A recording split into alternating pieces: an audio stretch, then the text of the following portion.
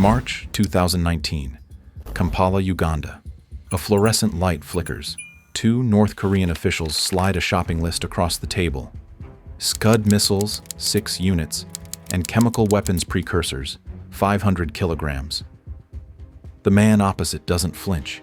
He picks up the paper, calmly negotiating prices like he's buying grain. What the officials don't know, hidden into his shirt collar is a pinhole camera recording every word. What else they don't know? This man isn't an arms dealer.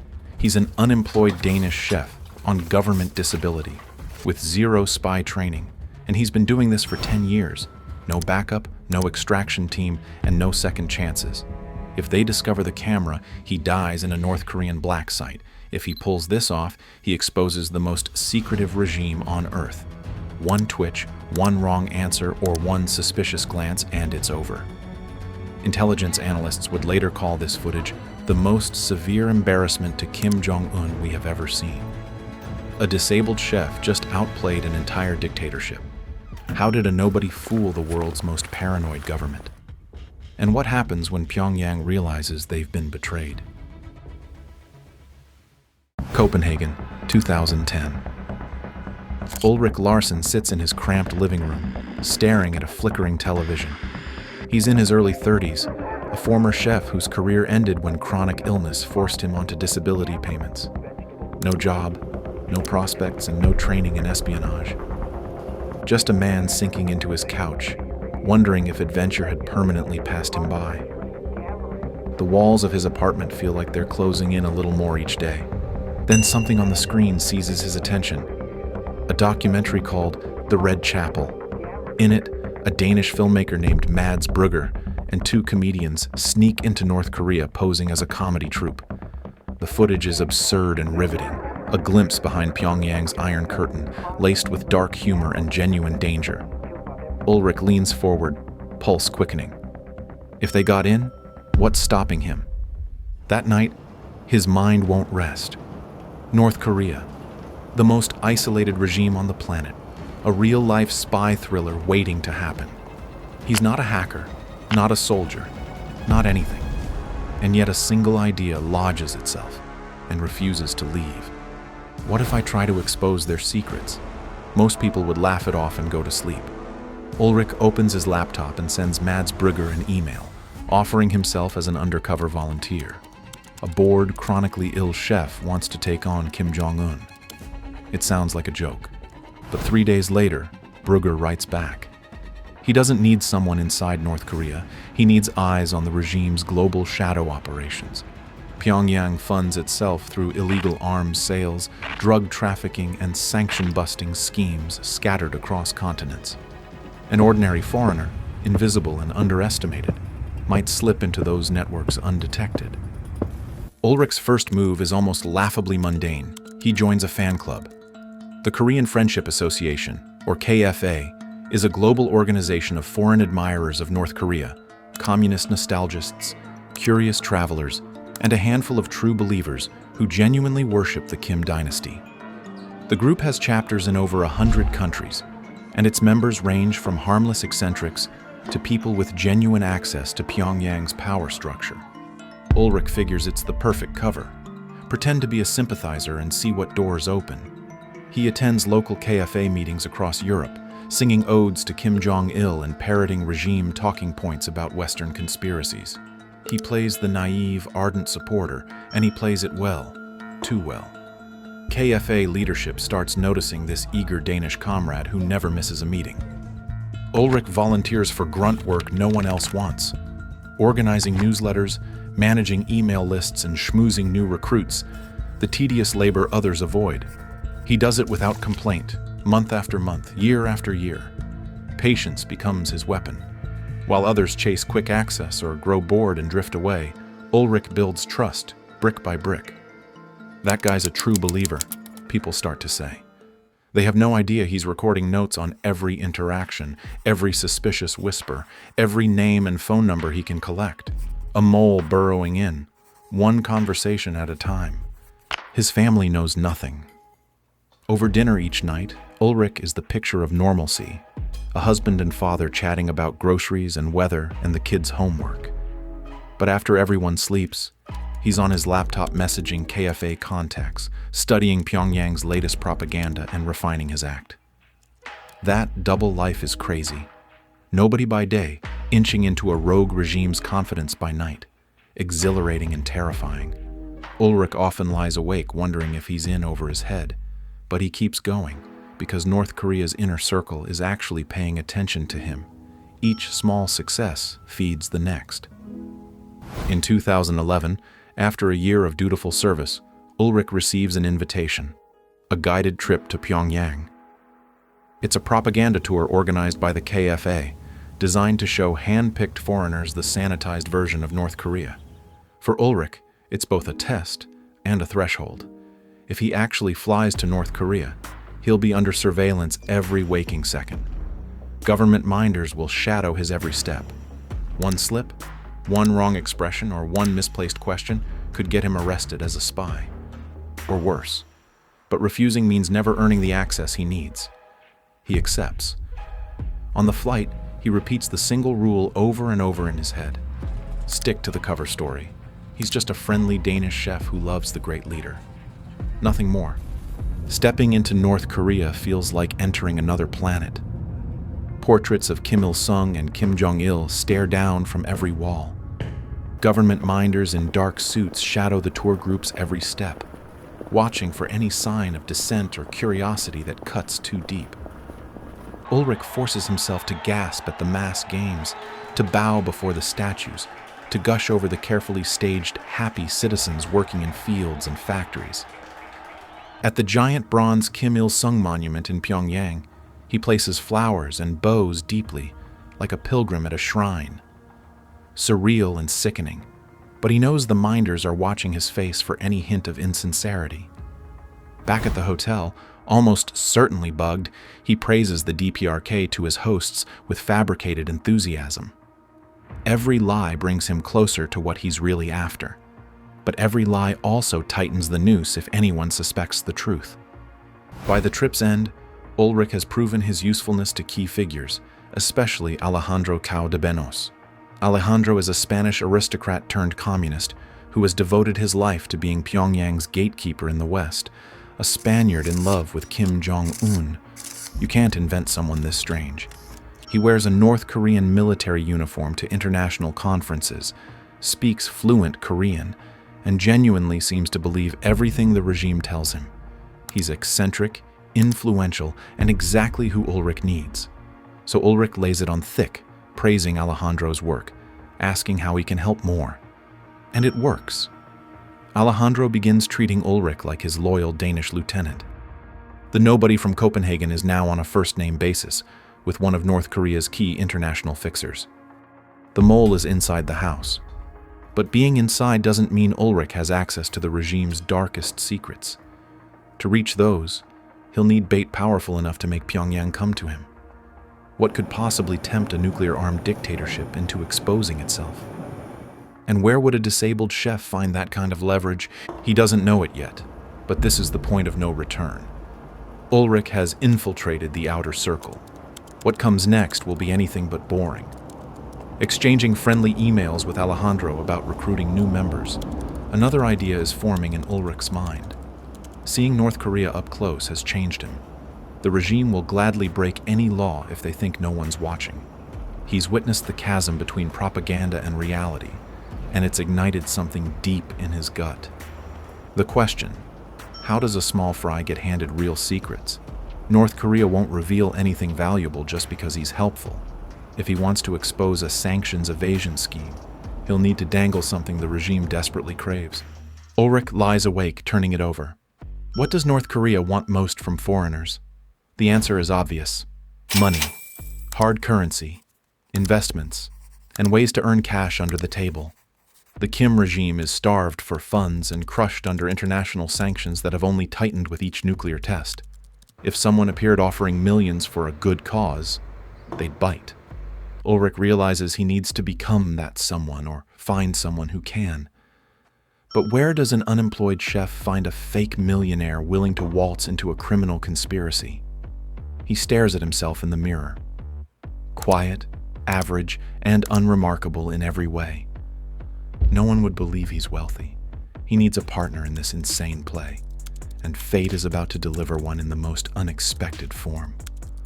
Ulrich has earned the regime's trust. Now, he must exploit it. He's proven he's a friend. Next, he'll become their prospective business partner. By hinting he knows investors interested in North Korea's projects, Ulrich dangles the carrot. The response is immediate. Pyongyang is very interested. This is the moment a hobbyist infiltration transforms into an international sting operation. Ulrich takes a deep breath, and it's time to create Mr. James. Alejandro emails Ulrich with exciting news: a potential private meeting. A VIP is coming to Europe, a North Korean official, and Alejandro wants Ulrich present. Why? Because Ulrich has talked up a mysterious investor friend who might fund projects in North Korea. But it's a lie. There is no investor, not yet. But Ulrich bluffed that he could produce one if the opportunity were right. Now Pyongyang's intermediaries are nibbling the bait. They want a face-to-face. In just a few years, Ulrich has gone from lonely ex-chef to unofficial bagman for an imaginary millionaire, arranging meetings with sanctioned regime emissaries. Funny if it weren't so dangerous. Ulrich phones Mads Brugger, the filmmaker quietly guiding this operation from the shadows. They agree. Time to recruit an actor to play the money man. Someone convincing. Someone who won't flinch under pressure. Someone who looks the part of an international criminal. Enter Jim Latrache Kvortrup, soon to be known as Mr. James. Jim is a character. Tall, muscular, with a thick beard and tattoos crawling up both arms. When Ulrich first meets him, he thinks Jim looks like he stepped out of a biker gang or a Bond villain casting call. Jim's real background only adds credibility. Former French Foreign Legion soldier, ex-convict who served time for drug dealing years ago. In other words, he has the authentic outlaw resume to pass as an international black market player. If Mr. James is supposed to be a wealthy, unscrupulous investor, willing to do illegal business with North Korea, Jim is ideal. Every boy's dream is to be James Bond, right? Jim jokes when they meet. In his own way, he's about to live that dream. They craft the legend carefully. Mr. James, a rich Scandinavian who made his fortune in oil and shady enterprises, money burning a hole in his pocket, zero morals about where to invest. North Korea's sanctioned weapons and drug factories don't scare him. They interest him. That's the story. Ulrich will act as the trusted facilitator bringing Mr. James into the fold. To sell it, they polish every detail. Jim acquires a sleek suit, a luxury watch, practices an arrogant swagger befitting a man who's made millions through questionable means. Ulrich coaches him on North Korean etiquette. Bow to the portraits, praise the leadership, and pretend to sympathize with their plight under Western sanctions. Jim grins and nods. He's an adrenaline junkie at heart. He's been craving a thrill like this his whole life.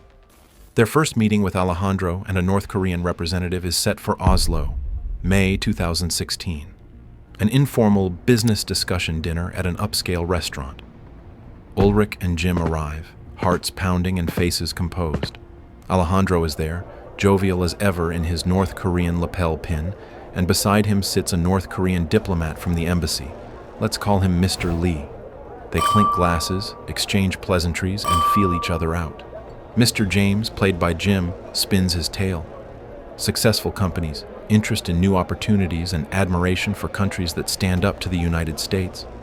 Alejandro and the diplomat exchange glances. They like what they hear. Then Jim drops a subtle hint. I'm particularly interested in, shall we say, special products that are hard to come by due to UN sanctions. He gives a knowing smile.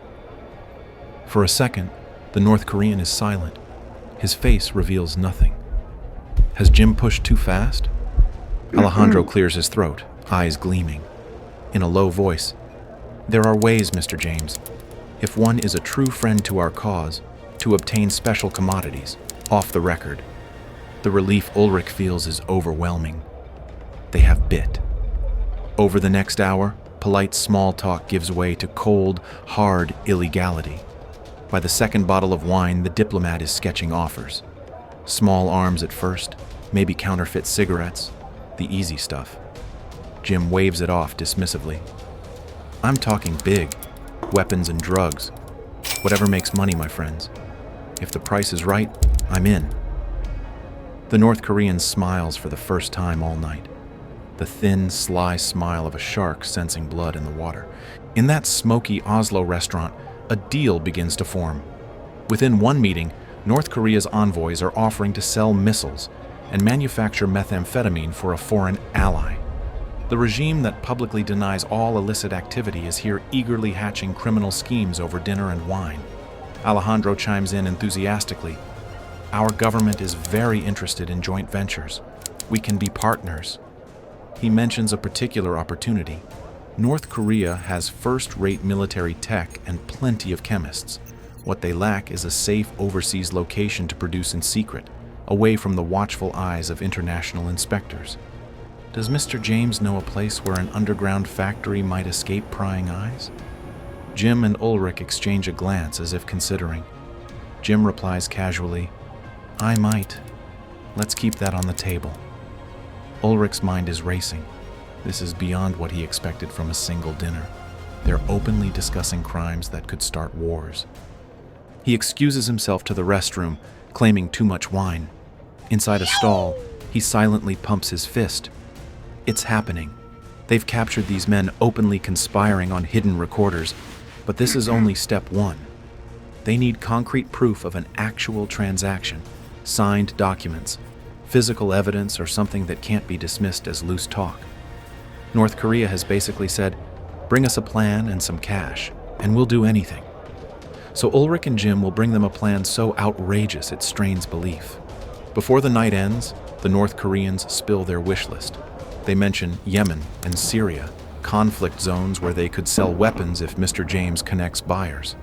They hint at surface-to-air missiles, at setting up a meth lab wherever Mr. James wants it. Jim feigns interest but plays coy. He doesn't commit. He says he'll think on these opportunities. As they part ways on the street, Alejandro clasps Ulrich's hand. My friend, Pyongyang will be very pleased. We must take this to the next level.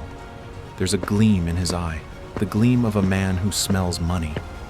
Ulrich smiles and nods, thinking, if only you knew what you've just walked into. Outside in the cool night air, Ulrich and Jim feel the weight of what just happened. They retreat to a safe location and debrief with Mads Brugger. The hidden footage is pure gold. North Korean officials agreeing on weapon sales and drug production with total nonchalance, like they're discussing a real estate deal. But Mads pushes them further. Talk is talk. They need the regime to sign something, to do something undeniable that can be shown to the world. Ulrich agrees. It is time to up the ante. They concoct an ambitious follow-up. Mr. James will propose a full-blown arms factory disguised as something innocent. If the North Koreans sign a contract, it becomes the smoking gun that proves everything. Madrid, August 2016. A higher-level North Korean official flies in for the occasion. Discussions turn bolder. The persona of Mr. James is solid now. The North Koreans treat him like a genuinely shady ally they've known for years. They discuss arms deals in the Middle East, rockets to Yemen, and weapons to factions in Libya. Nothing is off limits. Ulrich sits quietly at the table, playing the loyal sidekick taking notes. Inside, he's astonished. The regime is soliciting an arms catalog request like a salesman at a trade show. At one point, the official says plainly, if you want weapons, tell us what you need. We make all kinds. Missiles, rifles, anything. As long as it stays secret. A country that can barely feed its people, hustling like a back-alley dealer desperate for cash. By the end of Madrid, the ultimate invitation is extended. Come to Pyongyang. They want to show Mr. James the goods in person, a private tour of what they can offer. It's a clear sign of trust or desperation, or both. Alejandro is practically glowing. If Mr. James flies to North Korea, the regime will roll out the red carpet behind closed doors. Ulrich and Jim accept graciously. Later, alone, they acknowledge the gravity of what they've just agreed to. Going into North Korea undercover with hidden cameras is insanely dangerous. If security finds a suspicious SD card, if anyone recognizes Jim from his criminal past, They could end up in a labor camp or dead. There would be no rescue mission and no extraction team. Jim cracks a grin. You only live once, right? Ulrich nervously chuckles. The plan is a go. But what exactly will they find inside the world's most secretive state? And can two amateurs with pinhole cameras survive what Pyongyang has prepared for them? January 2017, a few miles outside Pyongyang, North Korea. Snow dusts barren trees as a black government Mercedes winds into a gated compound. In the back seat, Mr. James peers through tinted glass, working to look unimpressed by the armed guards and barbed wire. Beside him, Ulrich sits with a deferential smile plastered on his face. Neither man is free of fear. Their hearts are slamming against their ribs, but they know every move is being watched. A North Korean official seated opposite, whom we'll call Mr. Kang, makes small talk about how honored the DPRK is to host a potential investor. Jim grunts affirmatively, playing the tough businessman who's seen it all. Ulrich offers a polite comment about Pyongyang's winter beauty, earning a satisfied nod from Mr. Kang. So far, so good. Hidden on their persons, multiple covert cameras, one disguised as a button on Ulrich's shirt, and another concealed in a pen in Jim's jacket pocket. They are walking into the lion's den armed with nothing but recorders and nerve. After days of logistical maneuvering and enticing their hosts with promises of millions in investment, they've been brought to a secret underground showroom. A bunker officially, perhaps a military museum closed to the public. In reality, it's where North Korea displays forbidden merchandise to trusted friends far from prying eyes and satellite surveillance. The car stops at a heavy steel door set into a hillside. Armed guards in olive uniforms step aside as Mr. Kang punches in a code. Ulrich swallows hard. They're ushered inside, descending a dimly lit stairwell that seems to go on forever. The air smells of cold metal and oil. Jim cracks a joke under his breath about one hell of a shopping trip. Ulrich forces a tiny laugh. He feels like they're entering a Bond villain's lair, except this is real, and there's no extraction team waiting if something goes wrong. At the bottom, fluorescent lights buzz to life, revealing a gallery of weapons laid out like a twisted trade show. Missiles on launchers, stacks of rifles, crates of grenades, a tank parked in shadow. Jim raises his eyebrows, intentionally looking impressed. The official Mr. Kang beams with pride and begins to play salesman. He gestures at a sleek gray missile on a platform. This is our Scud variant. Its range is 700 kilometers. Very effective, he says matter-of-factly, as if describing a new car model. He hands Jim a glossy brochure. Yes, an actual printed brochure, with photos and specs of various missiles, complete with diagrams. Ulrich nearly breaks character. North Korea has marketing materials for its illegal weapons. Jim flips through the pages, nodding appreciatively. Tanks too? Mr. Kang beckons them to a hulking green vehicle. Our latest model. Very high quality. Ulrich runs his hand along the metal treads as if admiring craftsmanship while his hidden camera captures every detail. They spend hours in that bunker. The North Koreans have PowerPoint presentations and promotional videos extolling their hardware.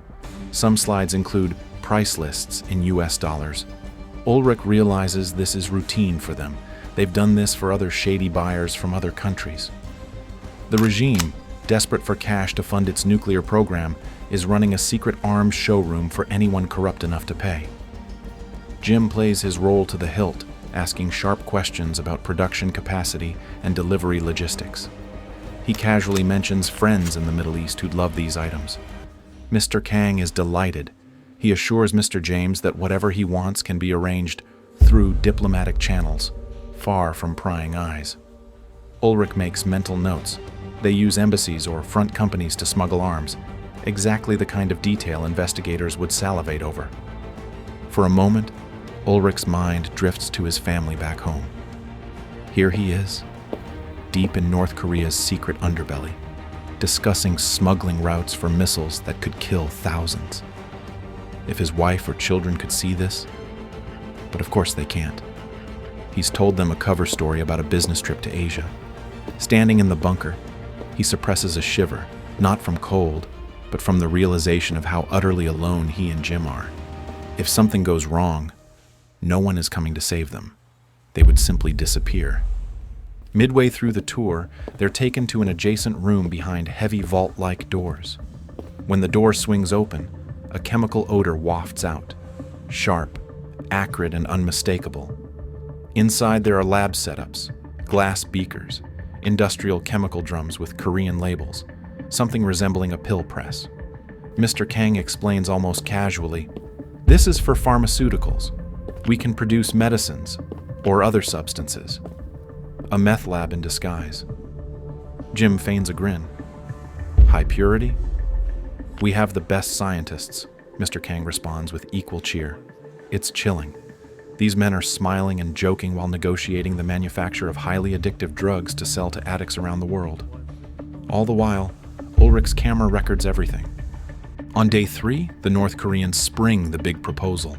Over a private dinner with only the closest insiders present, they return to the idea first floated in Oslo, a secret factory. Mr. James has impressed them as a man willing to invest large sums for outsized returns. So a senior official, Mr. Rai, lays it out. North Korea will partner with Mr. James to build an underground facility on an island in Uganda. The cover story is about a luxury resort for wealthy tourists. But the reality is weapons and methamphetamine production hidden beneath the golf courses and villas. The location is strategic, far from North Korea, out of sight of international watchdogs, and in a region where an influx of cash can buy silence from local officials. Mr. Ree details the scheme. $5 million to set up, a holiday resort for wealthy golfers on top, rifles and crystal meth manufactured below, underground facilities with total privacy, even a private airstrip capable of handling 747s for shipments. Insanely audacious. Jim strokes his beard as if considering the investment. Ulrich asks a pointed question, playing devil's advocate. "How will we handle permits and inspections?" Mr. Ree waves a hand dismissively. "Local partners will be compensated. Everything will be arranged." In other words, they'll bribe Ugandan officials to look away. Transnational crime on a grand scale, plotted over grilled fish and soju. By the meal's end, Mr. James agrees in principle to the Uganda plan.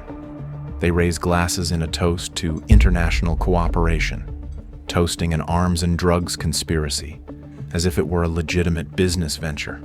Ulrich's palms are slick with sweat. This is it. They have North Korean officials on camera agreeing to break countless laws. But talk isn't enough. They need signatures. The next day, in a staged ceremony in Pyongyang, they sign a fake contract. On paper, it's described innocuously, a joint venture for a construction project. Everyone in the room knows what it really means. Ulrich's hidden lens captures the North Korean arms trading representative shaking Mr. James's hand over the signed pages. The officials are beaming, already counting future millions. Ulrich, smiling for the charade, feels a wave of triumph and nausea. They did it. Hard proof. North Korean signatures on a deal to build an illicit arms factory abroad. But now comes the hardest part, escaping with the evidence.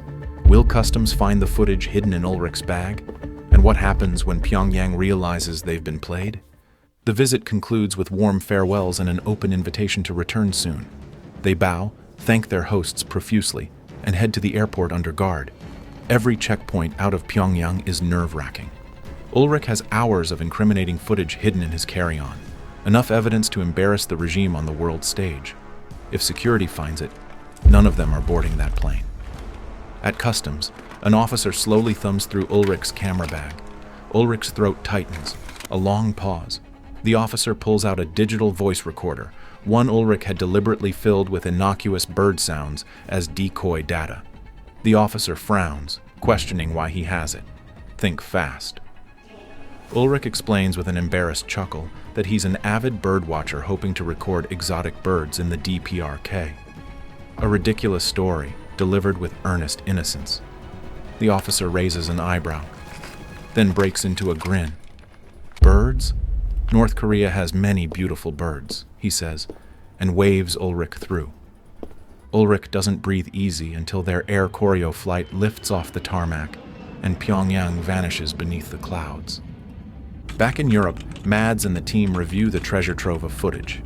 It's explosive. Hidden camera video of North Koreans scouting an island in Uganda. Officials in secret meetings openly discussing sanctions evasion. Signed contracts. The underground bunker tour. Everything they could have hoped for.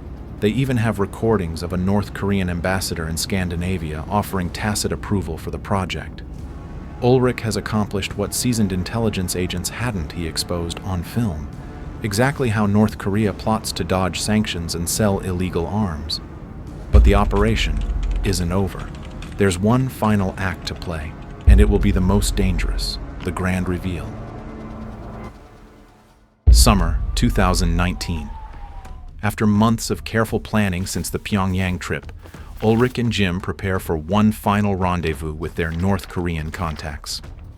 The stage is Kampala, Uganda, not far from the Lake Victoria island earmarked for the fake resort. The North Koreans believe Mr. James is coming to finalize the Uganda project and iron out last details on oil payments. In reality, Ulrich and the documentary crew see this as the moment to publicly spring the trap. They've alerted a few trusted journalists and, very discreetly, representatives from the UN that something significant is about to unfold. But first, they must survive the meeting without blowing their cover. The meeting takes place in a drab conference room beneath a local hotel, the very scene we opened with. Ulrich and Jim arrive, greeted by Mr. Kang and another official flown in from Pyongyang. An Asian businessman the North Koreans brought is also present, likely a Chinese facilitator helping move money and goods. On the table lies a neatly prepared shopping list of goods and equipment needed to build the underground factory. Scud missile components, chemicals for drug production, even plans for a submarine prototype. Pyongyang went all in. They've come with a full plan to transform that Ugandan island into a one-stop illegal arms factory. Jim, as Mr. James, goes through the motions, reviewing the list item by item, nodding, asking about timelines. Ulrich interjects with practical questions, shipping details, how they'll avoid Ugandan customs detection. The North Koreans have an answer for everything. One official boasts they have friends in many places, and that containers can be mislabeled as construction materials. Impressive and horrifying how efficiently they've planned this conspiracy. Hidden cameras capture every face, every document, and every handshake. After 2 hours, they reach the crux, the money. Mr. James is supposed to provide a significant down payment via an oil deal. Months earlier, Ulrich had staged a signing in Jordan, a $3.2 million contract where a fictitious company agreed to sell petroleum to North Korea as part of the arrangement. A Jordanian businessman, on the ruse, acted as middleman so North Korea could receive oil they badly need under sanctions and funnel payment value into the Uganda project. On paper, it looked somewhat legitimate. In reality, it violated UN sanctions in at least 5 ways. Now in Kampala, the North Koreans ask if the oil shipments are on track. Jim assures them they are. Nobody's shipping any oil. It's all smoke and mirrors. The Ugandan island plan is the focus now. The officials produce blueprints, actual technical drawings of an underground facility. Ulrich takes them, pretending to scrutinize them. In one, the resort above ground shows villas and a golf course. Below ground, tunnels lead to a weapons assembly hall and a meth lab. Who would imagine this exists? Yet here it is in Ulrich's hands. He feels exhilaration and dread. Exhilaration at holding damning evidence. Dread because once the North Koreans realize they've been fooled, they will be furious and potentially lethal. The meeting wraps amicably. Everyone is smiling. The North Koreans think they've secured a huge victory, a pipeline for cash and a secret base to enrich their regime. Jim promises the remaining funds by next quarter. They tentatively schedule a groundbreaking ceremony for the resort later in the year. Ulrich finds himself shaking hands warmly with men who, in any other context, would probably kill him without hesitation. Mr. Kang clasps Ulrich's hand and says, "Mr. Ulrich, we consider you a true friend of the DPRK, trustworthy." Ulrich forces a bittersweet smile. In that moment, he considers the decade he spent cultivating their trust, and that in a matter of days he's going to shatter it completely.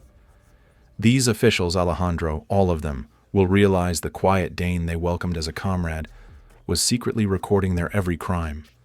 Some will face punishment back home for being duped by a foreign spy. Some will deny everything, claiming entrapment and Western fabrication, likely both. One thing is certain, Ulrich can never contact them again once the story breaks. This is goodbye, unspoken. A week later, back in Copenhagen, Ulrich sits in a television studio, palms sweating under the table. Opposite him are investigative journalists and an ex-MI5 officer who's been advising quietly behind the scenes. The cameras are about to roll for the documentary premiere. The world is about to learn what Mr. James and the Mole accomplished. Ulrich feels relief to finally step out of the shadows, anxiety for his safety, even sadness. In some twisted way, he'd formed human connections with people he was betraying. He reminds himself why he did it. North Korea's regime will stop at nothing to evade sanctions and build weapons unless someone exposes them. That someone turned out to be him, an unemployed chef from Copenhagen. The documentary airs first in Denmark and the UK, then globally on Netflix. The reaction is electric. Viewers see with their own eyes North Korean diplomats arranging an arms factory in Uganda, offering missiles and drugs like items from a catalog. Governments scramble. Sweden and Denmark's foreign ministers lodge formal complaints to the UN, deeply concerned over the brazen sanctions busting revealed on camera. The UN Sanctions Committee is handed the footage as evidence. Investigations launch across multiple countries. Alejandro Caudebenos goes ballistic. He posts YouTube videos calling Ulrich every name imaginable, claiming it's all lies and Western propaganda designed to destroy our people's republic. What else can he do? He's been caught red-handed. North Korea's official response is silence or blanket denial. But behind closed doors, Kim Jong-un's inner circle is utterly embarrassed and enraged. A UN security expert pronounces the film the most severe embarrassment to Chairman Kim Jong-un we have ever seen. An amateur operation by a nobody had outsmarted the reclusive regime and exposed it to the world. And Ulrich? As the dust settles, he returns to his quiet suburb, to his wife and kids. He's not rich or famous from this. He deliberately stayed low-key even after the film's release. He lived a decade as a mole and now just wants normalcy. But life won't ever be completely normal. He changes his routines, varies his routes to the grocery store, looks over his shoulder on quiet streets. A regime like North Korea doesn't take kindly to humiliation. They probably won't send assassins, one hopes, but Ulrich can't rule out some form of revenge. It's a shadow he'll carry indefinitely, the price of what he accomplished. The chef-turned-spy achieved something unprecedented. He ripped the mask off a secretive state's illicit schemes using nothing more than guile, patience, and a dose of recklessness. Global intelligence agencies were stunned. A private citizen did what their entire apparatus hadn't. But as Ulrich himself reflects, this wasn't James Bond with gadgets and car chases. It's like poker, he says. You talk for hours, gain confidence, and play your cards right. And boy, did he play them right. He also knows this. North Korea will keep trying to bust sanctions with new tricks, new intermediaries, new schemes scattered across the globe. The cat-and-mouse game continues. But for one remarkable chapter, an ordinary man showed the world exactly how that game is played. One disabled chef from Copenhagen infiltrated the world's hardest target and lived to tell the tale. It raises an unsettling question. If a nobody could penetrate the North Korean regime's deepest secrets, what other dark corners of the world are waiting for someone, maybe anyone, brave enough to shine a light? Speaking of dark corners, North Korea is not just running shadow operations that stretch continents. They are also reclusing kids in camps, and one kid escaped it.